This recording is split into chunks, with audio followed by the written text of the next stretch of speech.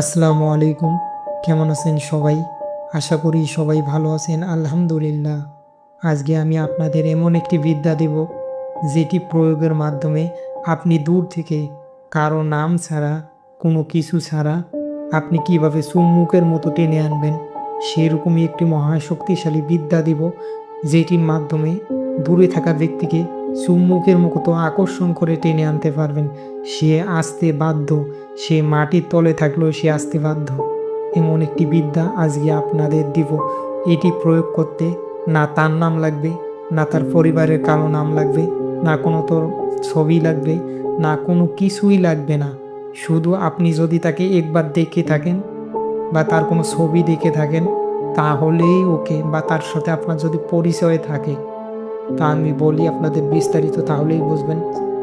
এই বেশি এই বশীকরণটা তাদের উপরেই কাজ করবে, যাদের সাথে আপনার পূর্বে প্রেম ভালোবাসা ছিল, অথবা যাদেরকে প্রেমের প্রস্তাব দিয়েছেন কিন্তু রাজি হয়নি, অথবা আপনার স্বামী স্ত্রীর ক্ষেত্রেও করতে পারেন। এটি স্বামী স্ত্রীকে করতে পারে, স্ত্রী স্বামীকে, ছেলে মেয়েকে, মেয়ে ছেলেকে করতে পারেন। তো এটি আপনি দূর থেকে, এটি বলতে গেলে আকর্ষণ বশীকরণ বা আকর্ষণ প্রয়োগ বলতে পারেন। এটি যত দূরেই থাকুক না কেন, এটা কাজ হবে এবং আপনার কাছে হাজির হবে। সেরকম একটি মহা শক্তিশালী পাওয়ারফুল বিদ্যা শিক্ষা দিতে যাচ্ছি। তবে আগেই বলে রাখি, এটি যদি কেউ খারাপ কাজে প্রয়োগ করে তবে তার ক্ষতি অনিবার্য। তাই কেউ এটিকে খারাপ কাজে ব্যবহার করবেন না। এখন বলি আপনারা এটিকে কি করে প্রয়োগ করবেন। মন্ত্রটি স্বয়ংসিদ্ধ এবং গুরুমুখী বিদ্যা। মন্ত্রটি আপনারা শনি মঙ্গলবার পাক পবিত্র অবস্থায় মুখস্থ করে নিলেও সিদ্ধ হয়ে যাবে। তবুও আপনারা 108 বার মুখস্থ, 108 বার চোখ বন্ধ করে জপ করে নেবেন, উত্তর দিকে মুখ করে বসে, শনি মঙ্গলবার। এখন আপনারা কিভাবে কাজ করবেন? কাজটি শুরু করবেন যে কোনো শনিবার অথবা মঙ্গলবার, অমাবস্যা অথবা পূর্ণিমার দিন রাতে যে কোনো একটা নির্দিষ্ট সময়ে পাক পবিত্র হয়ে বসে, উত্তর দিকে মুখ করে বসে, হাতে 108 দানার যে কোনো একটি জপের মালা, বা সবচেয়ে ভালো হয় আপনি যদি রুদ্রাক্ষের মালা নেন, উত্তর দিকে মুখ করে বসে সামনে আগরবাতি এবং মোমবাতি জ্বালিয়ে আপনি যাকে বশীকরণ করবেন তার কথা মনে মনে ভাববেন।